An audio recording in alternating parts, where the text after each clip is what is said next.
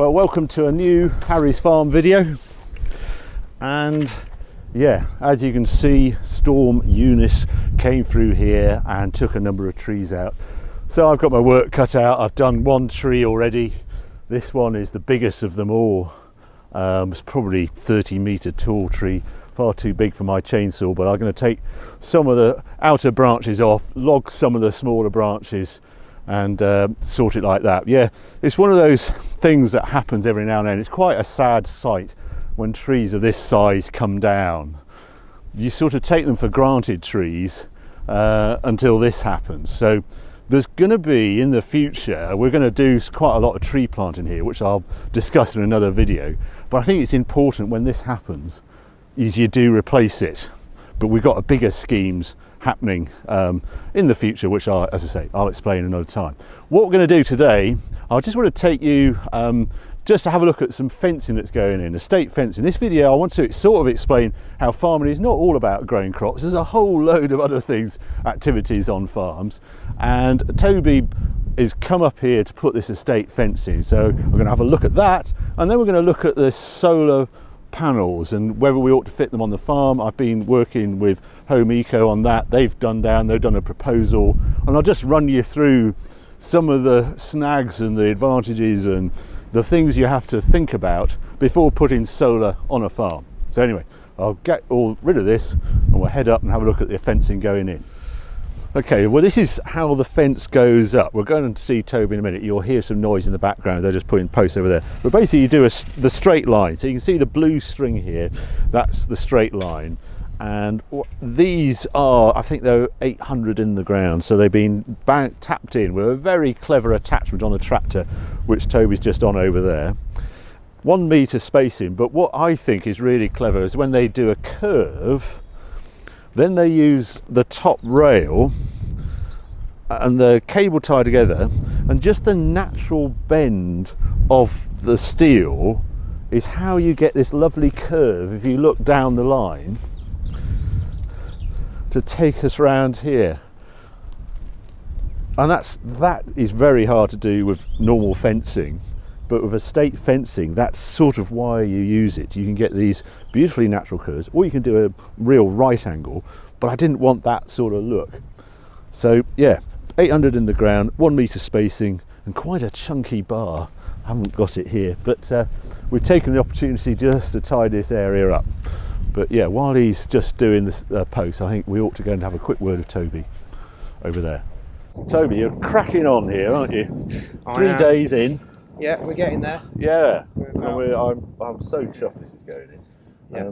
But yeah, lots of noise, and I love this. You actually made this thing, didn't you? The back of this tractor. It's been sort of modified and chopped and changed over the years, but yeah, it works quite well. And it's a way of driving them in absolutely straight and level, isn't it? Yeah. And holds so we get nice straight upright posts. Do you want to just show me a post? Because I'm just trying to explain how much is actually in the ground. Yeah, so they're going about 800 mil into the ground. So the ground comes to about there. Right. So they're nice and firm. Yeah, this ground here isn't too bad, is it? Because there's not as stone as it was down there. No, it's quite bad over there. It's quite hard going, but they're going quite quickly here. And if you get one that hits a boulder, what happens then? We try the sledgehammer. Right. And give it a few whacks of that. Yeah. And if that doesn't work, then we tend to pull them out and then just cut a little bit off. Right. Shorten them, so then it goes on to the top point of the where boulder. it is. Yeah. But you don't like admitting defeat, really, do you? No, try not to do that too much. And then this clever thing. So this frame on the back of the tractor, obviously it moves along. It does stuff because you use that, don't you? Show that's how it all right. works. So bring it so it's level on the spirit level, which is about there, and then just push it over to our line so it's in the right spot, and then bash it in. And bashing in is that thing, isn't it? Yeah, so petrol powered post knocker, which is very noisy. Yeah. But it does a good job. Right. It's better than doing it by hand, which is what we started doing with the sledgehammer. Did you really? Yeah. Oh, which is quite hard going. Well, I've done posts and it's just a killer, isn't it? It's very hard on the arms, especially when you're doing under the posts today. Yeah. And what we do, we got 360 metres. Yeah, something like that ish. Yeah. Something like that, 180-ish in. So, well, a bit less than halfway. I got the steel in, and you put all the holes in. You actually stamp the holes in. Yep. There, don't you? Yeah, we got a 50-ton hydraulic press that punches the holes out, which is a lot better than drilling them again. That's what we started doing originally. Really? Yeah, Right, 2.7 tons of post material, and Right. I think 3.5 tons of rails. Yeah. So it's quite a lot of steel. There is a lot of steel, but it lasts a while, doesn't it? Yeah. It should outlast all of us. Yeah. So. Yeah, well, I don't say that. That's the plan anyway. Yeah, well, actually, the post and rail here did really well. It was 1978, I heard from the guy we bought the farm from. So that's quite a long time for post. Post and rail doesn't last that long these days, does it? The modern stuff definitely doesn't. No. So this is the idea. I just think it's lovely, and I love how you do this curve as well. Yes, it's nice. Yeah. It's nice. You can get nice flowing lines. Which is good. And it's funny we've got alpacas in this field, and.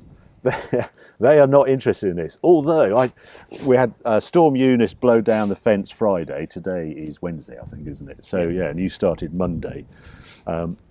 This morning when I got up, they did actually have a look outside. First time. It's been completely open, no fence. They're so weird. They are not sheep at all. Not related to sheep at all, or cattle. But yeah.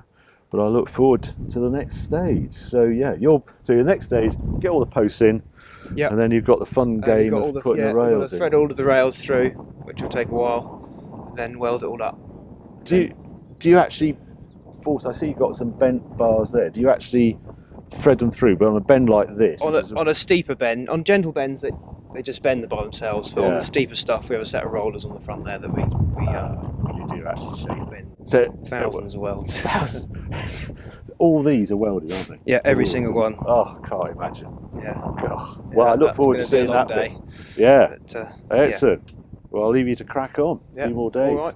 Thanks, Toby. No problem. It's great seeing Toby putting that fence up. I think he's probably got another week's work here. I'm not jealous at all having to do all those welds on the fencing. But once done, it's decades it lasts, and he's going to be painting it as well. Anyway, I'll do an update in the future video how it all looks.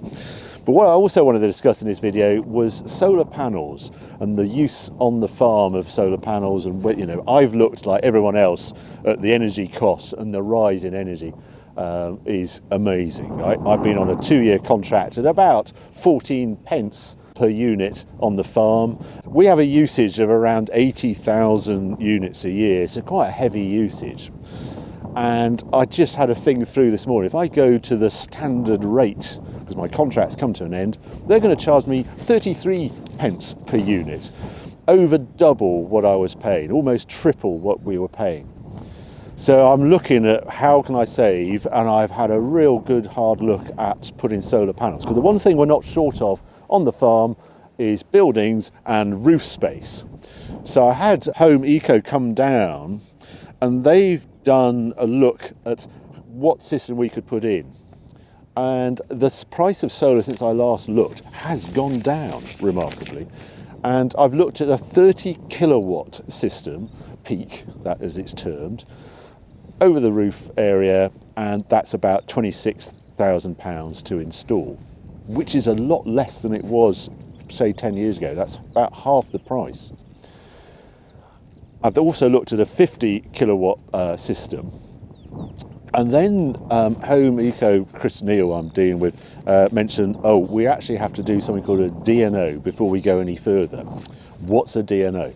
Well, it turns out that if you can't decide what size system you're going to put in until you've spoken to the district network operator, DNO. And because if you're not consuming, if I put a 50 kilowatt system in and turn everything off, and it's a sunny day, where does that 50 kilowatt of power goes? Well, it goes back into the grid, reverse down. And they get a bit upset about that. And there's only so much that the grid can handle. And they look at the grid in your area and say, no, the maximum you can send back to us is whatever, 20. And that can determine what size system you put on your farm. Something I wasn't aware of. You can basically get away with 4 kilowatts per single phase, a domestic supply single phase. You can put in 4 kilowatts without an issue on your roof. We've got that 6 kilowatt turbine, but we were 3 phase on this farm and at the house. So you're allowed 3 times 4, 12. So you can basically put 12 kilowatt system in, no problem at all. If you go above 12 kilowatt system on a 3-phase, you're talking to the DNO and they will come back with a figure that will determine how you manage your solar on the farm. Sorry, it's a little complicated, but I didn't know this and I thought it was useful to put it out there. So the other thing I was surprised at, if I put a 30 kilowatt system in, annual energy production I would actually consume wasn't as much as I expected. So over a year, of the 80,000 units that we're using, 26,000 would come from the solar, because we're consuming it during the night when the solar isn't working, cloudy days, etc. So you're consuming about 30% of your peak figure. The other thing they told me was it would be good to put 2 banks of solar panels on different roof space. So that roof there is sort of looking southwest, it's a good area. That one is looking southeast. And if I put panels on that roof and that roof, I get a more even spread of power during the day, but it puts the cost up. The other thing they told me is they don't like fitting solar panels to the fibre roof we've got. It's not asbestos roof sheets, it's a fibre that replaced, concrete fibre that replaced it, but they're brittle and they don't like fitting solar in. So they wanted me to put a metal overlay over it, and I got a quote for that, and that was £34,000. So it was actually more expensive to put the steel cladding, like the outside of that building, on the roof than putting the solar panel system in. So I'm scratching my head on that one. So there's a number of things to look at if you're looking at solar. I thought it'd be much easier than this. Another way of increasing how much electricity you can use from your solar system is to put a battery bank in. But on a 30 kilowatt system, I would be spending 26,000 on the solar panels and a further 21,000 on Tesla wall batteries. And suddenly the costs are escalating and I'm not quite sure what to do. So this will continue of exactly how we put this solar in, because I've got planning permission on a stone barns. We're going to convert those this year, and I want to be able to supply that with electricity.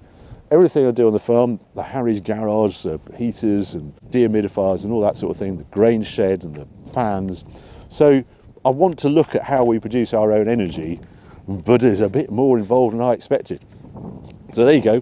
There's a Harry's farm, not looking at crops at all the other things that you get involved with on a farm. Hope you enjoyed this video. We'll be doing another one update with Toby, see how the fence is going on. And we start doing field work next week, which I can't wait, fertiliser on the rape and that sort of thing. So we'll just see how the crops are. So if you have enjoyed this video, keep watching, keep subscribing. More videos coming along very soon. Thanks for watching.